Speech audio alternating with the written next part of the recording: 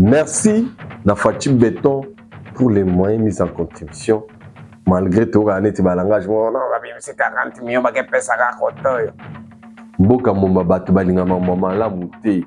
Mboka momba balinga na raté. Projet tout ça la malamu batu fou bongo na comme mabé. C'est quoi avec vous? Le lo avant c'est sa émission fou ba congolais bolanda ngai bo bisangai. Mutuni ni bomoni. Tozoye akoma mokonza mboka. Obino bomoni akosisa ba passe na biso nyonso. Ba makamu nyonso to ko réclamer ata eloko te d'ailleurs na ba poto bovanda déjà. Biso kasaki bobonga déjà un peu pour tout. Mais non, on a pas de problème mais ça kaka. Mais pourquoi bolingi bolo ça biso ba congolais ndoto ya mabe mingi na ka balbo. Tshisekedi faut longwa, faut les candidater. Qui t'a dit que Tshisekedi nous doit pérenniser souffrance tout ce qui a longwe ozana mutu oyo. Alors bon ça vie na et loko na boya nde toko salaka. Moi j'aime vous dire la vérité même si ça vous blesse, il faut nourrir avec le mensonge. Il y a personne alors je vous dis Tindika la banda kuna bino ba congolais à bonne qualité. Merci ndenge vous allez belé quand même pour Rolanda biso bon moment ça no biso etoye comme d'habitude comme c'est bino masoloni to bombele bino. Lelo to zali ne c'est d'abord ya retrouver bino et puis déjà ngai na banda koloba déjà parce que moment bolanda vidéo yo match peso betama la pronostiqué 10-0 Sénégal. Faut pas y avena et pas na toke nil. Et pas na yemo Sénégal toke nil. Léopard. Cette fois-ci, vous avez Coupe du Monde. Si vous avez un penza et pas na biso, quand maman belé, pas na maï bobu kalate, tout ça là est belé. Et puis, on a pronostiqué déjà, bas au 10-0, mais il faut gagner. Tout ça a droit à défaite, bien que tu sois premier dans le classement na miniature. Dis jamais vu, banda to banda maramba balé. Na mama Coupe du Monde, tu es premier dans le classement, il y a match à qualification. Non. Merci la ministre Sport Didier Boudimbu. Merci na Fatim Béton pour les moyens mis en contribution. Malgré tout, tu as l'engagement. Non, c'est 40 millions, tu as ça à côté. Mboka momba batu balinga mama la muté. Mboka momba balinga na raté. Projet tout ça la malamu batu fou bongo na comme mabé. C'est quoi avec vous? Le lo avant c'est sa émission fou ba congolais bolanda ngai bo bisangai. Mutuni ni bomoni. Tozoye akoma mokonza mboka obino bomoni akosisa ba passe na biso nyonso ba makamu nyonso to ko réclamer ata eloko te d'ailleurs na ba poto bovanda déjà biso kasaki bobonga déjà un peu pour tout mais non on a pas de problème mais ça kaka. Mais pourquoi bolingi bolo ça biso ba congolais ndoto ya mabe mingi na ka balbo Tshisekedi faut longwa faut les candidater. Qui t'a dit que Tshisekedi nous doit pérenniser souffrance tout ce qui a longwe ozana mutu oyo. Alors bon ça vit na et là on a beau yande toko salaka. Moi j'aime vous dire la vérité même si ça vous blesse, il faut nourrir avec le mensonge. Il y a personne alors je vous dis pour le moment il y a personne na minute sur la contexte tous allés. Or aux élections dessin en ndenge lobani rien. Ba ko ça. Lorsqu'ils viendront, ba voyez la binoge. Bazo bongisa et ba comme un exercice, banda ko expliquer biso ndenge ni bazana mikakata no bana ba miangu parce que to boy mutoko ya lobi. Ah bah non, c'est ça, moni Félix, parce que les lots bolin Félix ça le battait que Kabila. Et donc Kabila ça l'on va bon ça nani. Donc merci na Jino Kapaya, merci na fait qui sombe, merci na ba congolais à bonne qualité bazo na biso partout dans le monde entier surtout na compte Tindika to pe simbo te belé na maman Yohan. Merci maman Magui. Merci la prophétesse. Maman Magui, merci vraiment Mingena papa Léopold congolais à bonne qualité. Merci na Obosali pour la mission pourquoi pas comme d'habitude Bido Moro Boyebi Nicolette et moi ça fait berzo la biso avec justesse et Tchachopi pour de Madrid. Jean-Thomas Kazadi, yaba Sedou la Kazadi. Venanga Yemoro. Venanga Rifin Tumbakolesha. Il y a battu à Maman Laurence avec Yemoko. Yomoni, nous allons en état Ziana, au Ristoko.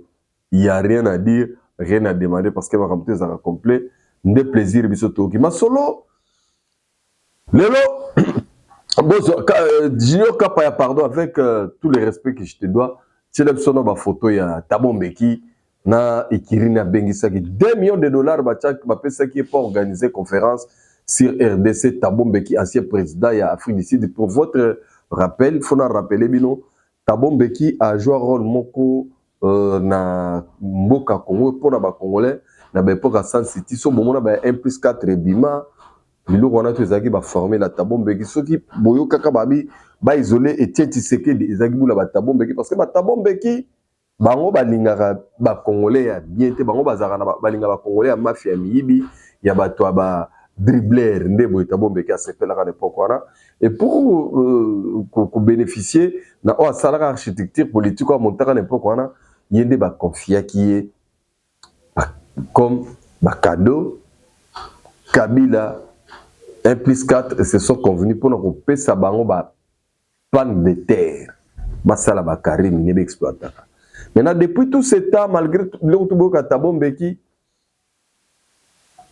azalaki ne kimia mais wuta kaka facha utaki ko botola ba Karim ni de calvaire ya facha bandi abandi d'abord ko distiller mensonge non facha sala kana baluba kana ba kasayen banda na gouvernement ti partout aza tribaliste en réalité tout le monde est so bongoté donc ce que to bandi parce que yuko ngo boya tana mbi mo yo ngo boya imagine toi ata yo moko facha za président de la république aza muluba ya Kasai oriental premier ministre azali ya ba Congo président assemblée provinciale azali ya Nord Kivu président ya assemblée ya Sénat azali ya Okatanga chef d'état-major général azali ya Katanga directeur de cabinet ya président de la république azali Tabandundu donc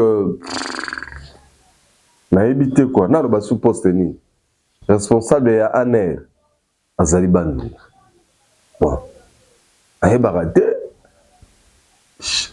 chef ya sécurité ya garde républicaine aza muto Bukavu général Kabi Karibisi donc mais au moins si comme tout le monde un ancien président le roi Thabo Mbeki bon très mal informé aye akoti ba congolais ba virus na mitu pour baina parce que l'objectif ezali que bande ko yo baza ko comploter pour que biso ba congolais to inana entre biso na biso pour que bango bazo espace yo soko on dit ba mwana problème ezate parce que yo problème na yo c'est la tête de Félix qui fait mal le reste nous on s'en fout mais là bango na ba serenisaki na Afrique du Sud na conférence a bengisaki Fayulu akendaki te Kabundu pe ko kimakeite c'est ça na moni photo te opposani balaki una na moni vera ba photo te mais batonga na moni nguda bazaki présent autour ya Thabo Mbeki makasi na bolingo nyonso ezali ba kabiliste na ba kagamiste c'est-à-dire que ba Rwandais ya M23 bakoma ba Congolais encore na ba Congolais oyo baza inféodé na Kabila na Kagame nde bakendaki autour parce que za biloko oyo ezosama mpona ba étranger nde bomonaka senko bomaka nzoto onetaka mpona ba Congolais oyo baza inféodé na ba étranger na ba Congolais baza bazaka ba Rwandais mais baza ba Congolais nanko bakota na ba institution bazonga parce que dialogue na mboka na biso égal partage à pouvoir être pour arranger souffrance sa population mais ce qui yo population ozo prétendre que faut que ne dialogue pour que obandela sous ba passe na yo problème ezate mais Tshisekedi fait son temps et il fait mieux na oya moni akosala na moment ana place azoelaki mboka na place mboka mais na place ekende yo so comprendre dans le mal donc on t'encourage. Bientôt, le 15 septembre, ils allaient rentrer parlementaire. Il y a session parlementaire ordinaire et Assemblée nationale. Mais il y a des choses qui se disent, des choses qui se font. Il paraîtrait que quelques députés vont récolter des signatures pour leur quoi c'est bureau Mobimaya, Vital Kamerhe. Mais on a les informations comme quoi il y a eu l'autre camp. Il y a des députés, une centaine ou une dizaine. Bakangi, on n'a pas vu les images. Mais il paraît bakangi bango kokanga tout simplement bango bakendaki kosangana pona kosala ba signature côté ba signature pour soutenir bureau ya Vital Kamerhe ezala en place parce que selon bango moment oyo eza moment ko kende bongo te tozana contexte amabe ba institution ekoko te subulu yekete parce que so bo bouger VK na midi selon bango na ye côté la VK te pour robiro bo yo kamata côté le VK côté le VK te naza pour VK pété na côté le VKT mais je relate juste au elika donc c'est ce qu'on nous reproche ba reprocher le Rwanda que ba sala monter sikoyo na minute yo na kosa binote mama na campagne ke zongi na kutani na noko moko boy bayambaki awa na otiela pe bino ye kombo na JC Mulumba il paraît inda saraka kamere ina yenda mema kamere pa fachi parce que nous toyebi ke bato bele babi saka biso ke non fachi mtaya vers kamere pour kamere mtaki na pouvoir so fachi azaka yo na pouvoir masolo makambuto ezo taki ne pas kamere mtasala ke pour fachi azaka na pouvoir mais lelo nanga pa biso ke te nanga ne mtasala ke fachi azaka na pouvoir Kagame pa biso ke te Kabila akabela ki fachi pouvoir na bureau ce qu'on a raté nani akosaka biso to nani ayebisaka biso vérité mais nous on a eu à voter on a eu aussi à contrôler ba bureau ba vote mais on reçoit ba message le contraire au biso tozana mais voilà non je sais Mulumba oyo ngana oki nkele no ngina somo ka mon pesa ka bondenge pa lobela no comment sur monité ko ndimate ka pa yatindika na ba otindika ba balanda je sais Mulumba pour Nayo, Vital Caméra détournant. Vital Caméra Moïbi. On l'a utilisé à détourner. Nabi Boye. Vital Caméra, tout le monde a même pas l'amitié Bayemba. Moïbi, Vital Moïbi. Vital Caméra détournant. Justice et Akitaï. Lavé. Justice et instruction à Mokontamboka. Ba lavé. Lelo. Qu'est-ce que vous savez qui m'a bête? Pour yo, le biome de côté de Nabi Boye. Nabi Boye. Comment vous avez sali ma bé, biozo bala, barola Nabi Boye. N'a pas regretté. Fallait là, c'est comme que son homme repose en paix. Le colonel Mukumbusu, qui est Zogilé, Nagitambo. Place où dit les Salamaka. Il y a caméra. Il y a comme mis sa caméra dans la prison. Témoin n'a ministre de stage. Ministre de stage. À ta proche collaborateur, il y a Vital Caméra. N'attends pas comme bon, dans le ministère de l'Industrie. Bon, le cabou agent. Bon, le Toto. Bosa Congo Mabé, Vital Abimaki pour que au moins comment il peut mener l'élection. Parti où on a Nyonso. Il y a Est et Wana. Kivu. Kivu. Et c'est là qui Vital a dégagé. Parce que dans la prison, il y a un babi sauté. Il y a un autre ministre de l'économie. Mais ce pays, ils ont mérité qu'on a Vital Caméra était. Toujours regretté. Na koma ko regretter ma kasi na sali Vital Bolamu ebele na samukilo. Mais na ko senga peuple congolais pardon. Balimbi sangai ndenge na soutenaki Vital Caméra. Sur la UMSOJ, qu'est-ce que tu racontes là à la télé? Ndenga zaboué. À cause de pouvoir bien dans le téléphone non yamba été. Je ne mange pas chez lui. Congo doit mériter pour toi Vital Caméra était. Et le pacificateur. Non. Un très mauvais garçon.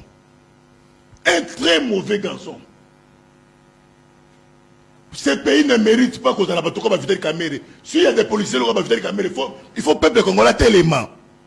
Il faut Vital Caméra. Allons va permettre à chef de l'État.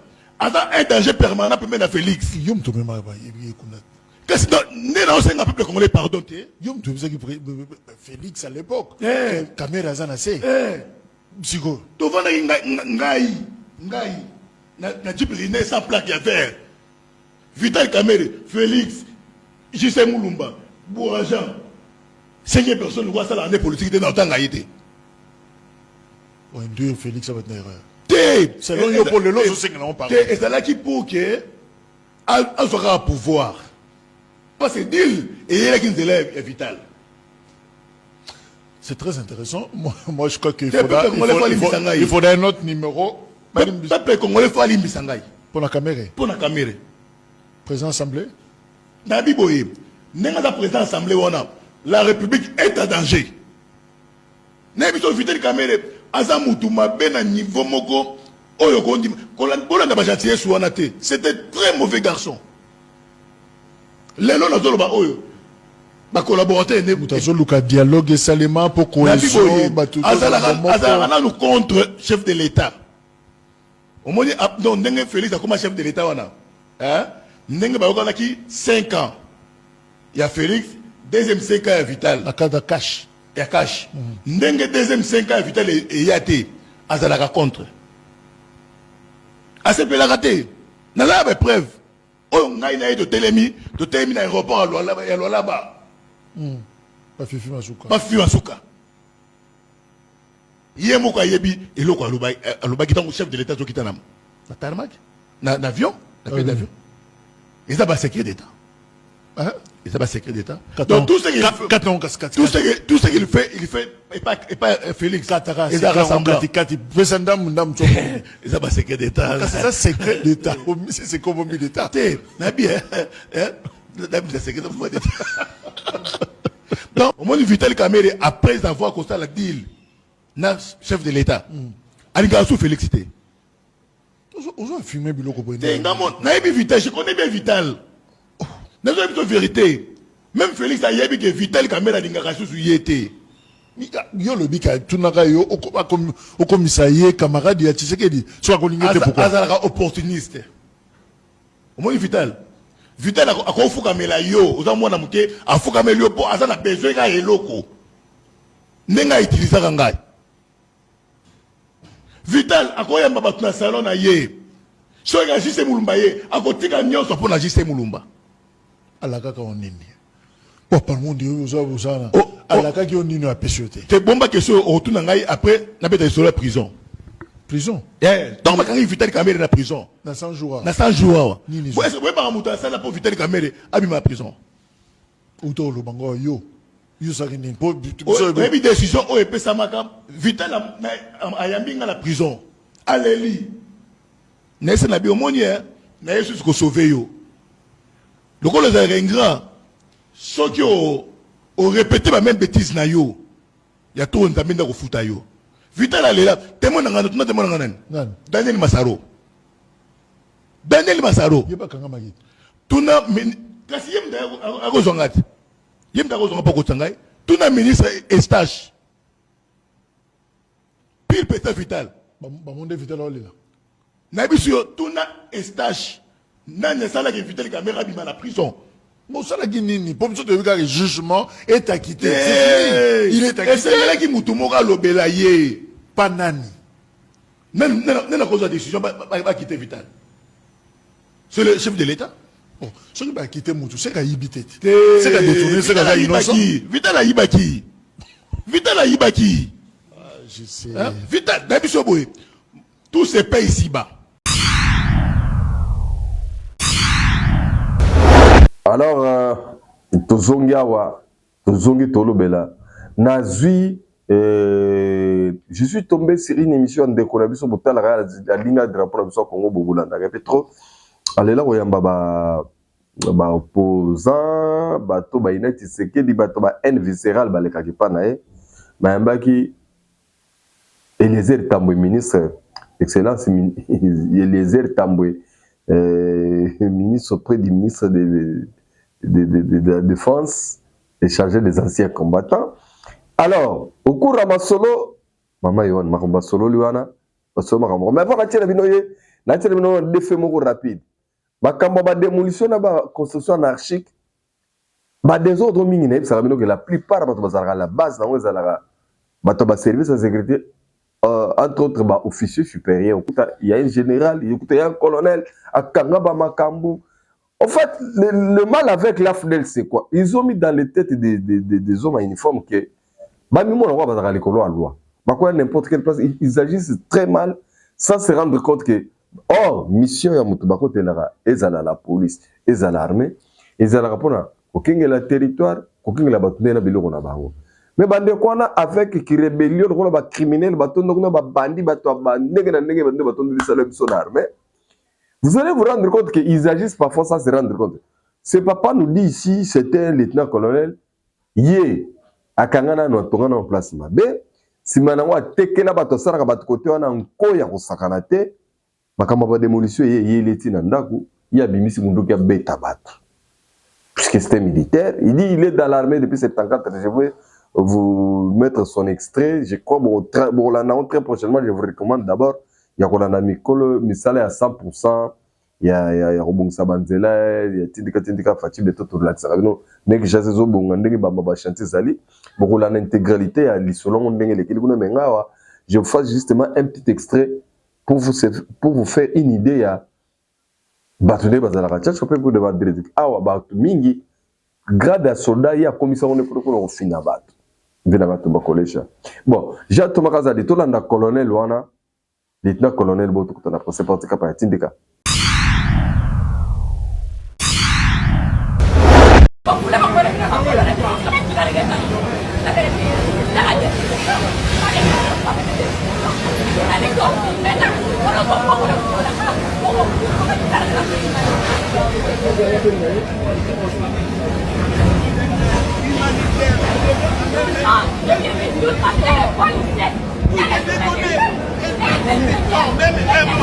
Quelques personnes des jours,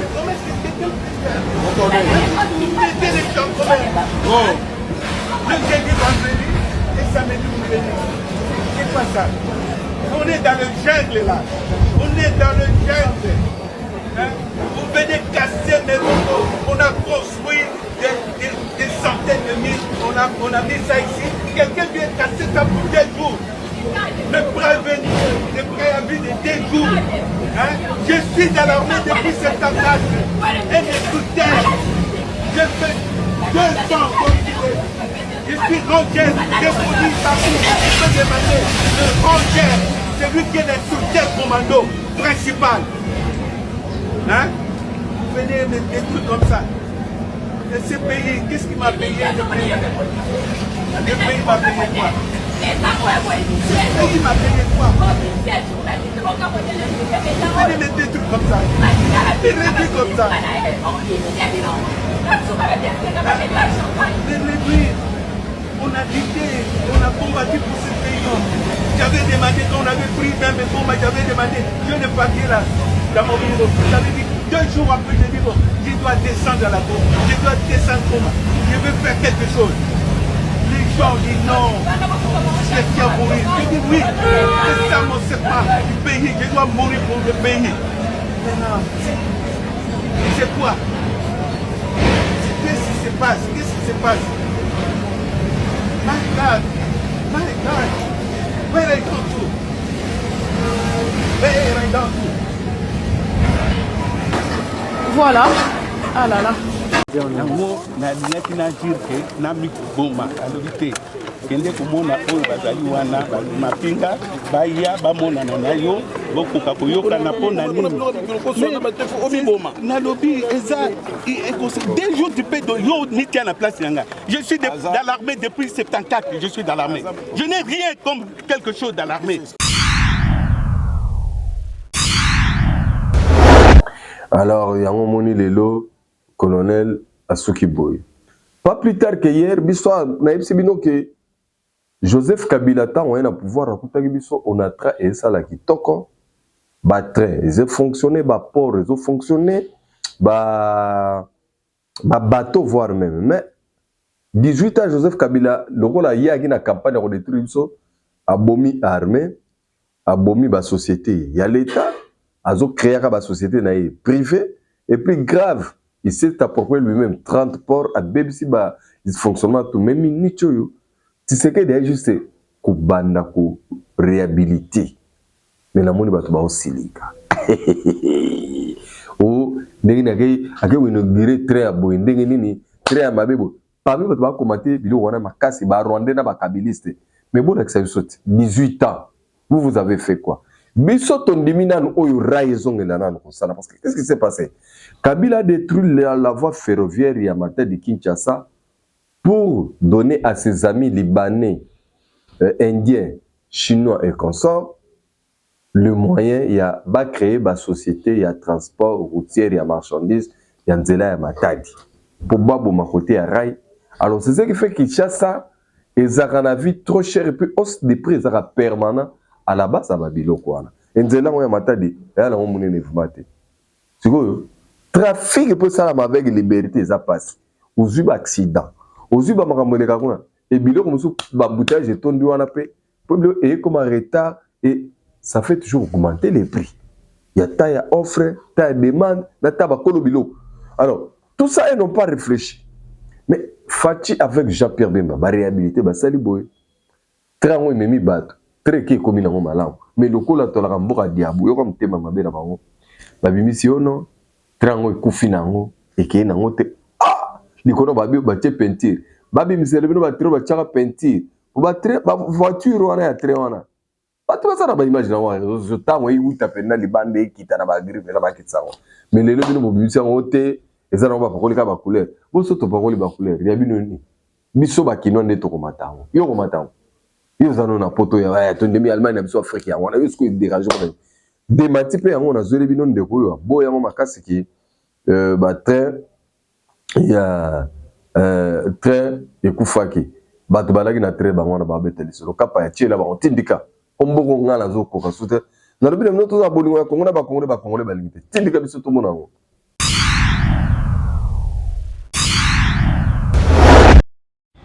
Bonsoir ndeko balobi na biso train oyo eutaki matadi eyaki lobi awa mokona mboka oyo nogere awa toyoka na bareseau sociaux ke ekufaki na nzela likambo yango eza ndenge nini?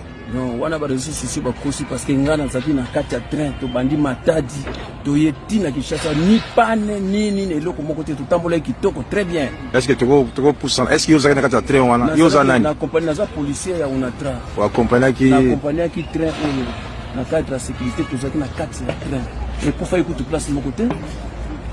Ok, tokotala train yango oyo ok bon mpona bareseau sociaux balobi ke ekufaki lobi nini tout ça est ce que ezali oyo lokola confirme biso ke ekufaki te eza malamu, il n'y a pas de problème. Alors bareseau sociaux bikani ya bareseau sociaux ezalaka tout ça s'il vous plaît papa s'il vous plaît oza mosala chemin de fer? Bien sûr, naza sous-directeur CEFI à l'ONATRA. Je vous présente... oui, toyoki na bareseau sociaux ke train yango ekufaki na nzela boni bomeli biso train okufa na nzela te lokuta on eza ba fake news ya réseaux sociaux toyebi ndenge mokili na biso etambolaka eza basosio mike le train est bel et bien arrivé komi kitoko toza na gare centrale de Kinshasa. ozoconfirme soki train ekomaki bien ekufaki na nzela te parce que bankete ekosalema soki tosala enquête tomoniki ekufaki na nzela eloko ezali te ekomi kitoko etamboli kitoko toza bel et bien na gare centrale de Kinshasa etamboli kitoko. toza na gare centrale awa bato bayaki na train bamachiniste bapolicier baconfirme biso ke eloko moko na nzela te balongwaki malamu bakomi malamu ti bakomaki na butu donc eloko moko te. Merci mingi na bande sali plaisir na prophète Carlos et sali pe plaisir mingi na prophète Moïse Nyengele po bango bazali batoyo balobaka ya solo jamais bakosa awa ngana ina sisa na bino tikeli bino nbola na nanu ndeko Eliezer en tout cas Pandine Teke a expliqué biloko belé très bien là na boyi na nga koloba son excellence expliquer biso ta kozana na plateau ndeko na biso mamni bosolo liguna bon tokuta na bon to sisa c'est parti.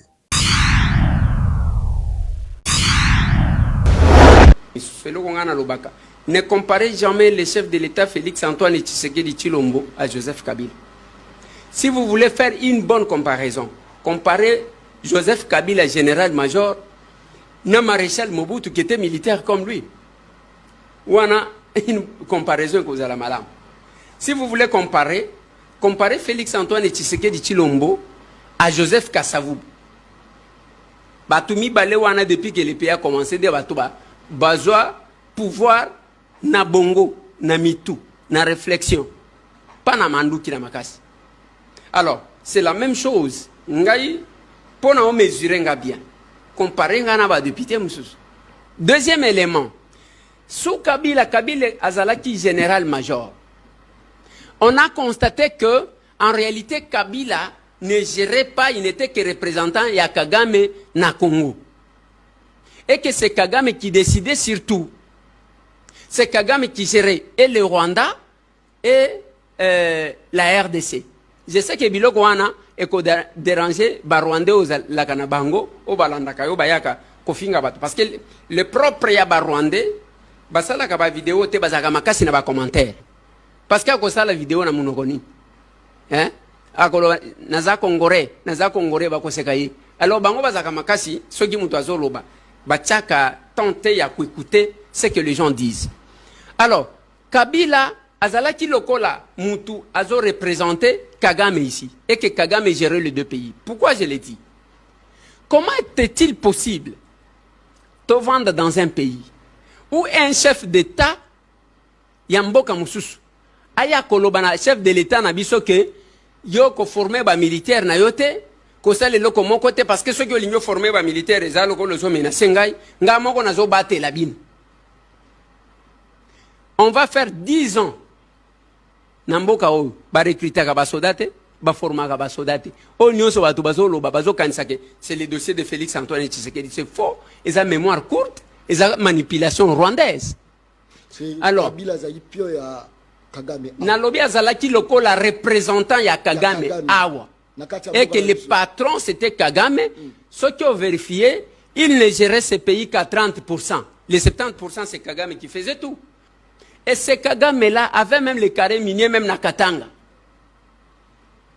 Et Zatina ba couloir na, et c'est lui qui imposait les militaires.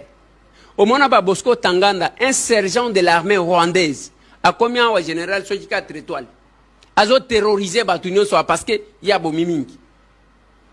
Au vu de ça, jusqu'à aujourd'hui, conséquences anines, on n'a pas une armée compétitive.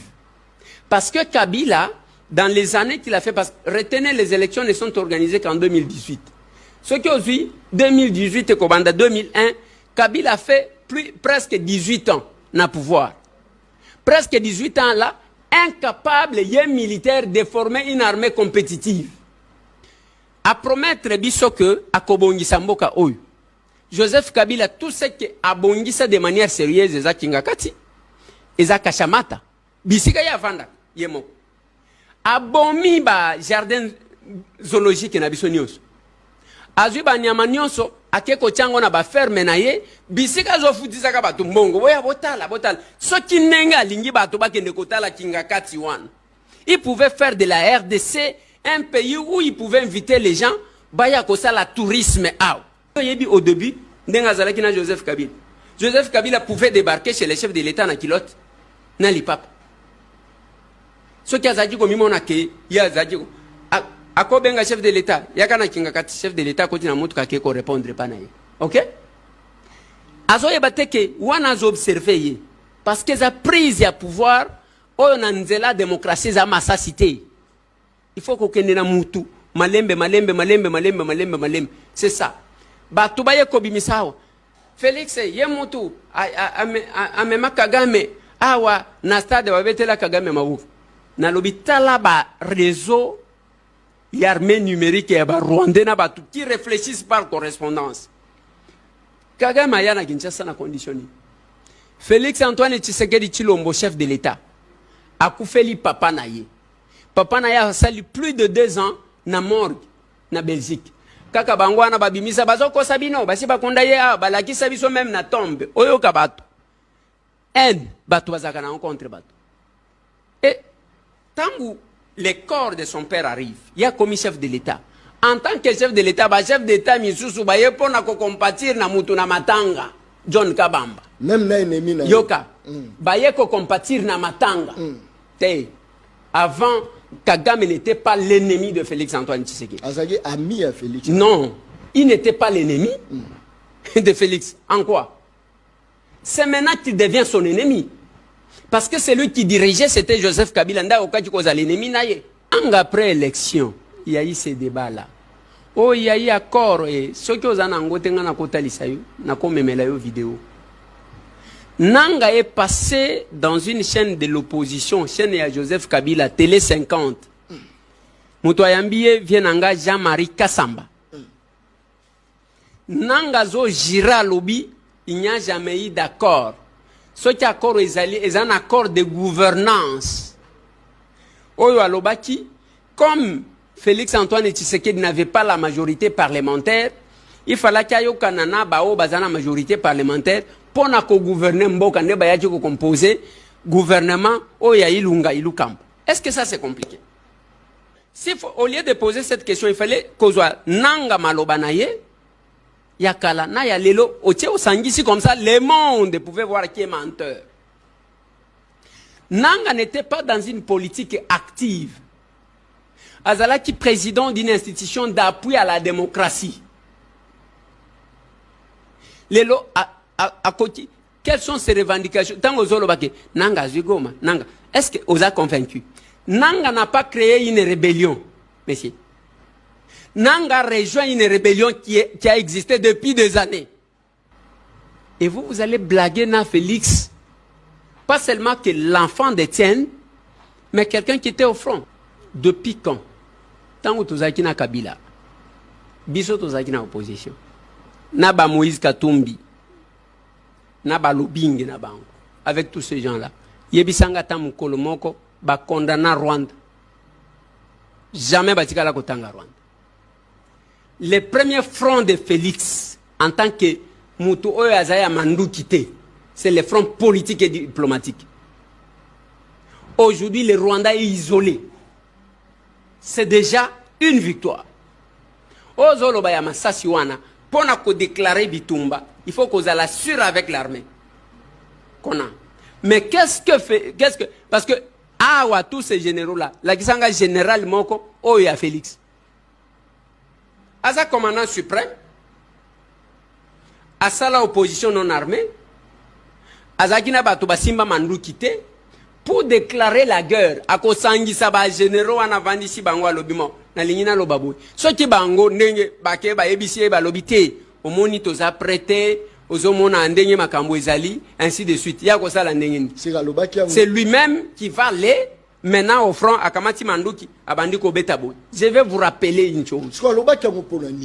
Parce qu'il est rassuré, Batou. Parce que le garant a dit, cette fois-ci, Kagama, Kokima, c'est ça le problème, moi, Congo. Est-ce que. Très bien. Oui. Nalingina Lobaboui. Est-ce que Kagama Zana point sur le point à Kokimate?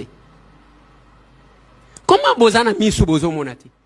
Maîtrise Kaka. Oui. Ya Congo mobile. Je ne sais pas parce que. Pour Eloko échapper, ezate ke bat bauta kinde bayaki po ba pesa ba information ba généraux d'ailleurs ba désista ki ba bloko mo ele loko ya koyeba John ezako ce que Zolanda ka ba vidéo na habité ce qui bino botala ka ba film misusu wana.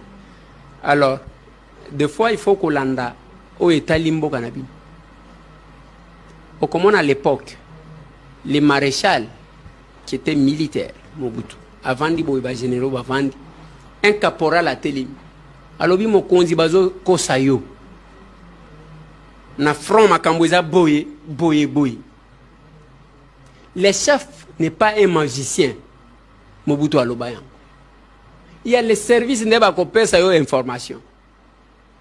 Ce qui chef à lobby, même temps au lobby, chef de l'État lobaki a ko déclaré Bitumba. Monsieur, pour na bao ba